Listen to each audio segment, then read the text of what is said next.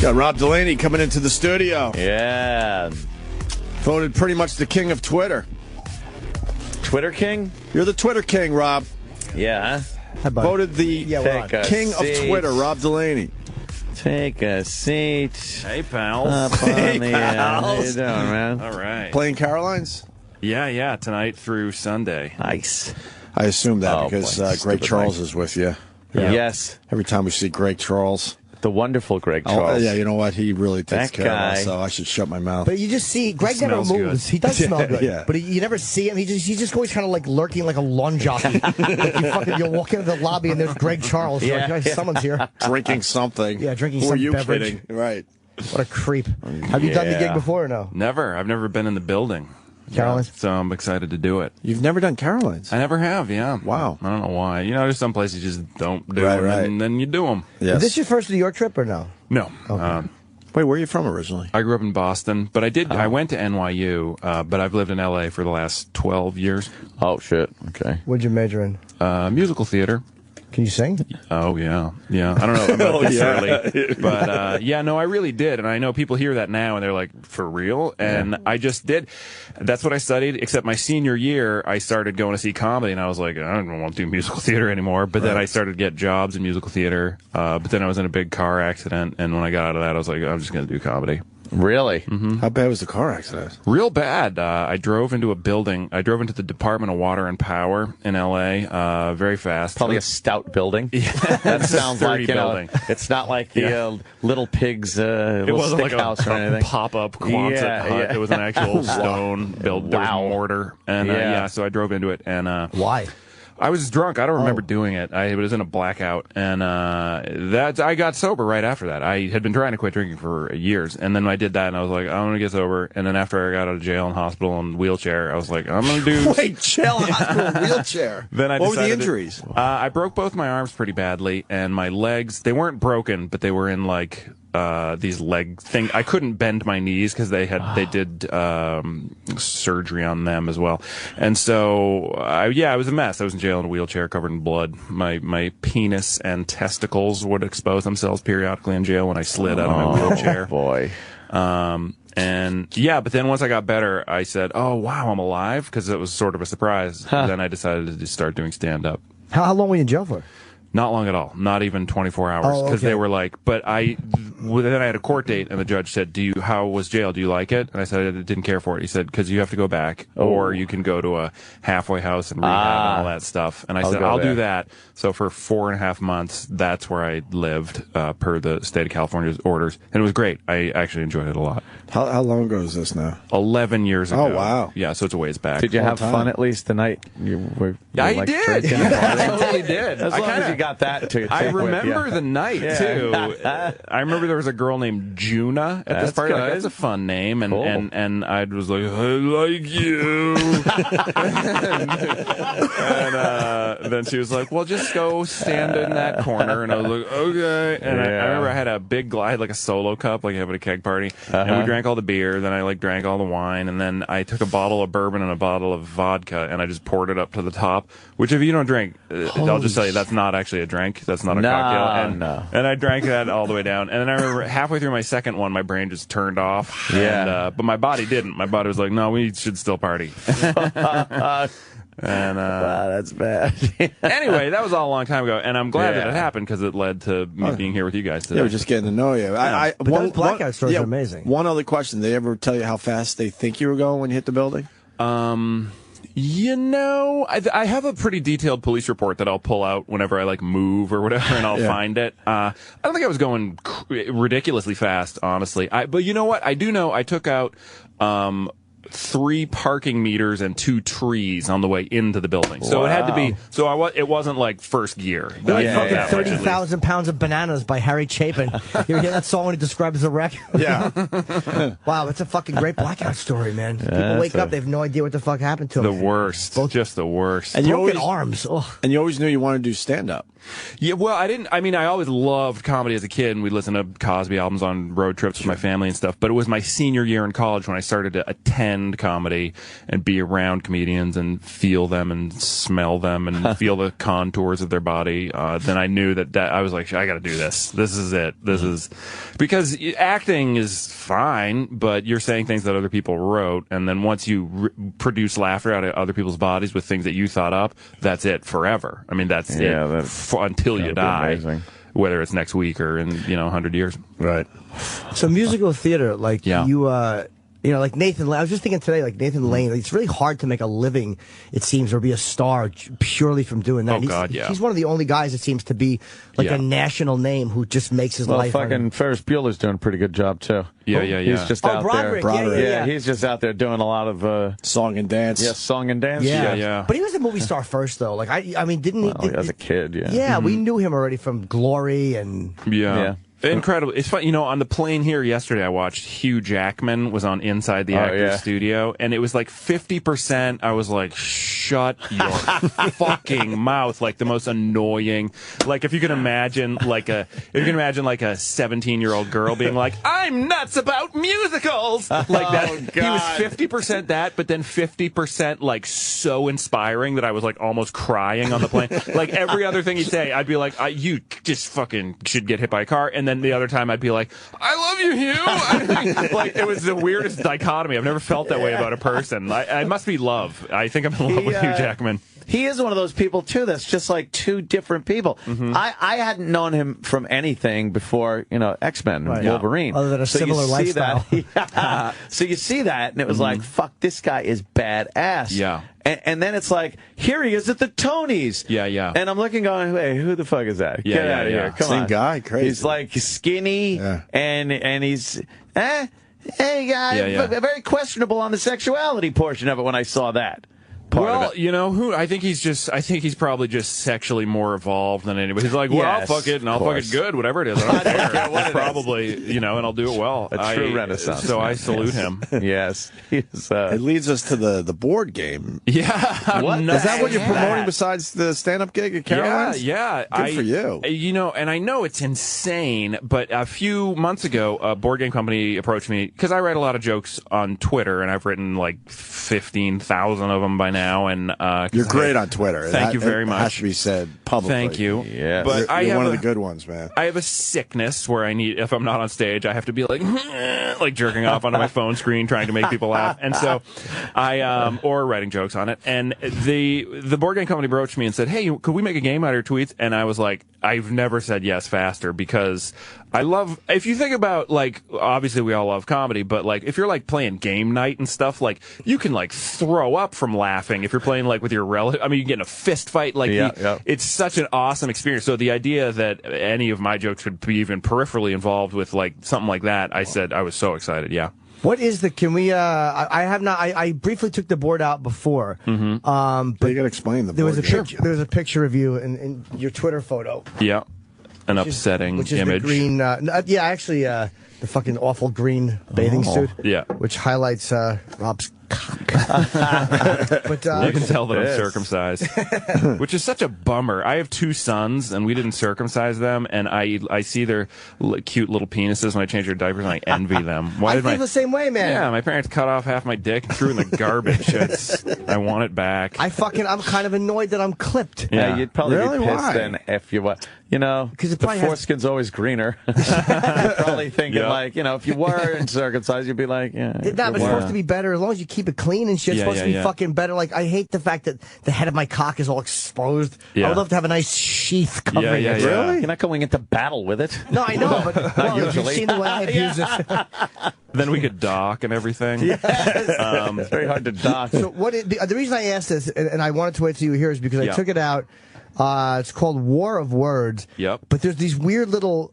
Okay, those are the game pieces. Oh, they are? Okay. And since we're on radio, I'll say the game pieces, we've got a van that says SS Butt Toucher on it. We've got a nice wizard hat, a ham sandwich, a cup of coffee, and an alarm clock that says it's 4:20 with a marijuana leaf and a big red circle with a slash around. Now, it. do they consult you on this, or do they just Yeah, make it? those were my choices, in fact, those game pieces, yeah. Oh. So they said you at least a part of it. Yeah. So I was involved, like I would do test plays and stuff. I mean, all the jokes in it are mine, but the scaffolding or the skeleton of it was designed by people who actually know how to make games, not by an idiot, me.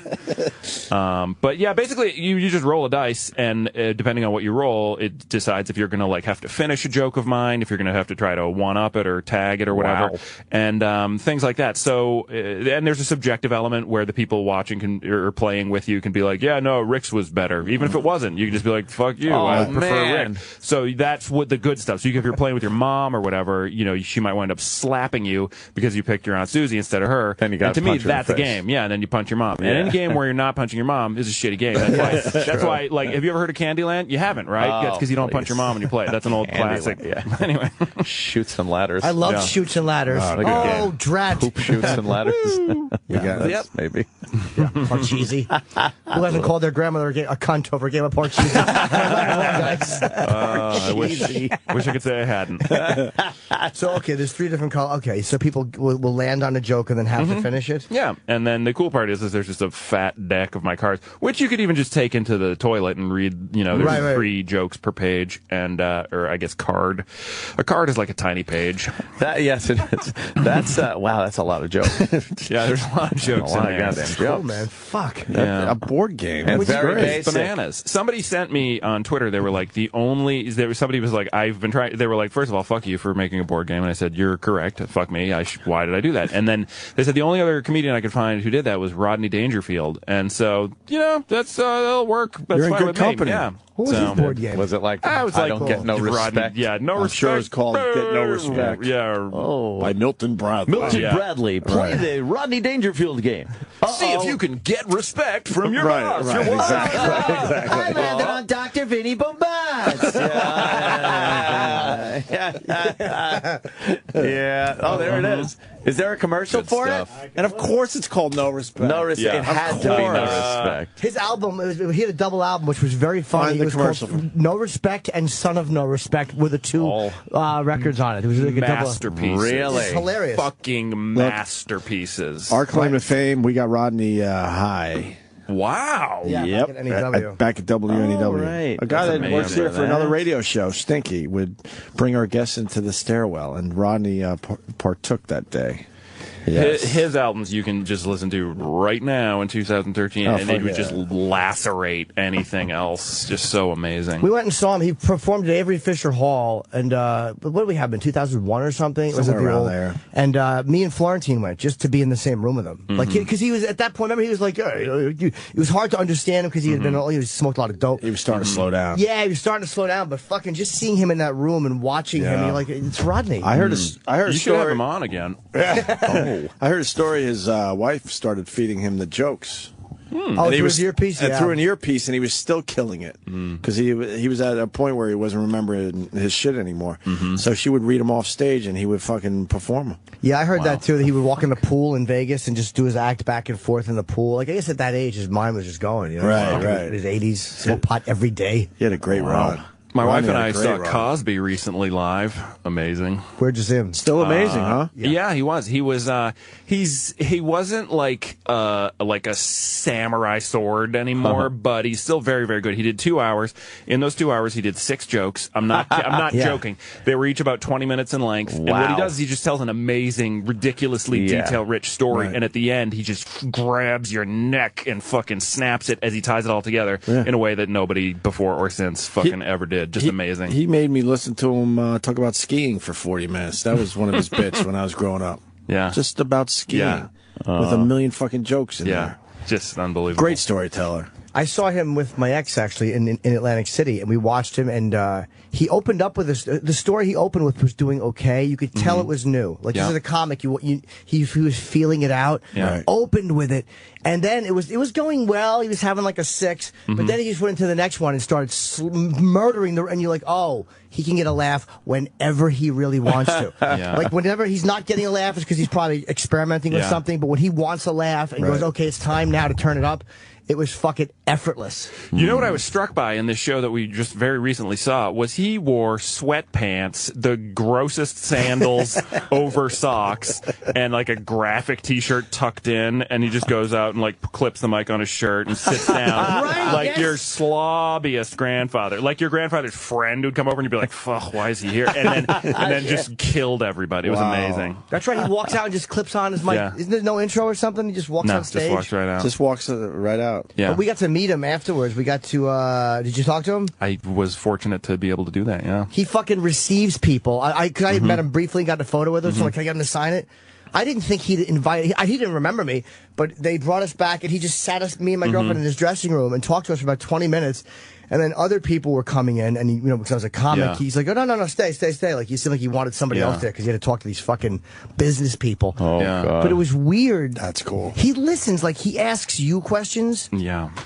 He asked my wife. He knew my wife grew up in North Carolina. He knew way more about North Carolina than she did. He just was. It was amazing. Yeah, he cared and listened, and it made me realize. And you know what he said to me? He goes, he's like, well, he's like, you got a very beautiful wife here. He goes, just make sure you keep her the higher priority over your comedy, and then you'll be better at comedy. He's like, you have her be priority number one, and your kids, and then way off in the distance, you can barely see it, is your comedy career. And I was like, okay, and I sort of laughed a little bit. He goes, don't laugh. And shit. And he was like, he made me say it out loud that I would keep my family above my comedy career. And it was kind of like, I got like chills. Yeah. And then my wife lives with him, which. Yeah, that's I think that's why he's a great comic, because he listens well. Like he observes everything, and that's why he tells a story well, because he fucking is a sponge. Like he just soaks in information, and you have no idea when he's going to use it. He's probably on stage now talking about me. No doubt. And he was a terrible comic. Awful Cosby impression. I like the fact that your game doesn't have batteries or a pop-o-matic or anything. That's it is basic. in that sense. And if you like Trivial Pursuit, you'll notice the box is kind of the same shape. Yeah, a little square thing. Big, thick square. Yeah. It's not your traditional Monopoly long box. More cubal. Has it sold? It has started to.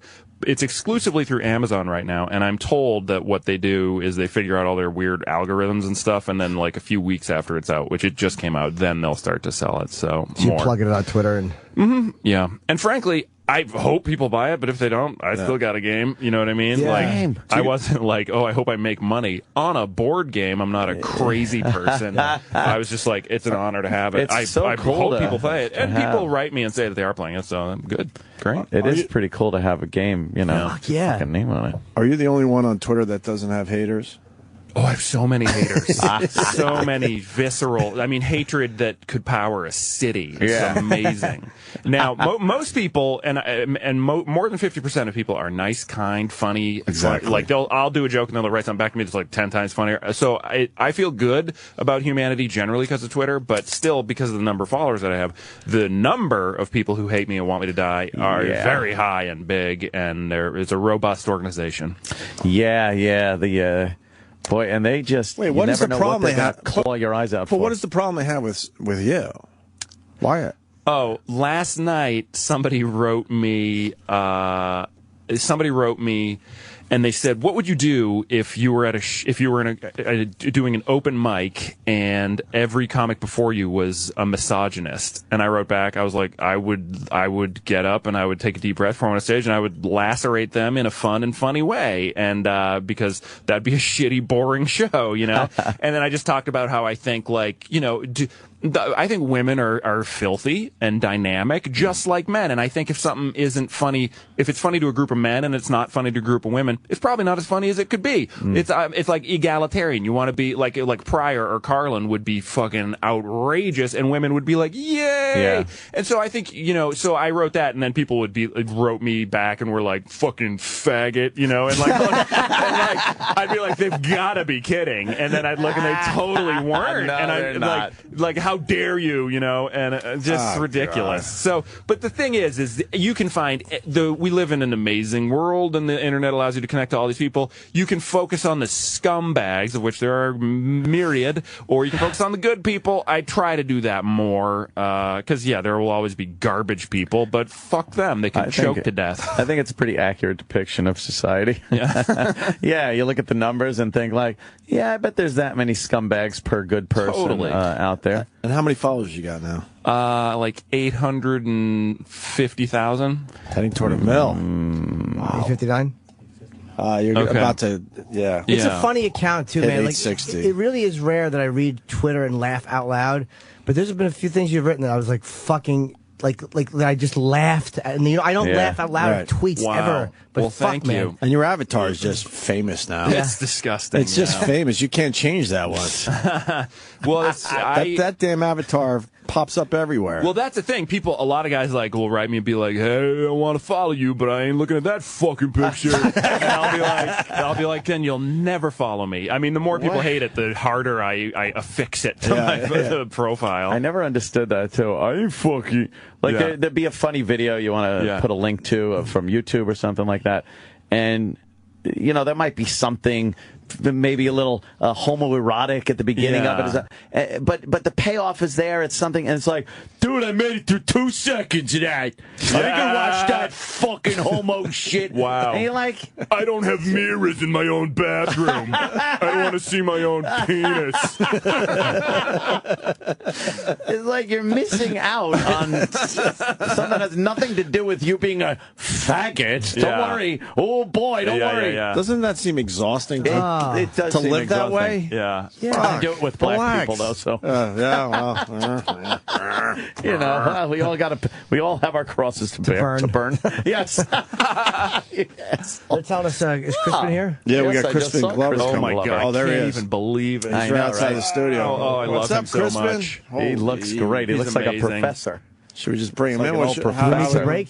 Should we break? Do we have to break? Take a single. All right, we should take a break. All right. Let me plug Rob properly. RobDelaney.com, DELANEY. And obviously Rob Delaney on Twitter. He's at Caroline's tonight, tomorrow, Saturday, Sunday. 212-757-4100. And really funny. I walked in and saw him at the cell last night. He was fucking murdering. So were you. Yeah, you went right after me. That crowd was fantastic. They really were. You were killing when I walked in. Thank you so much. Thank you so much, brother. Really, really funny. And Rob Delaney on Twitter, of course. Yes. Thanks, gentlemen. All right. Thank you, Get sir. back.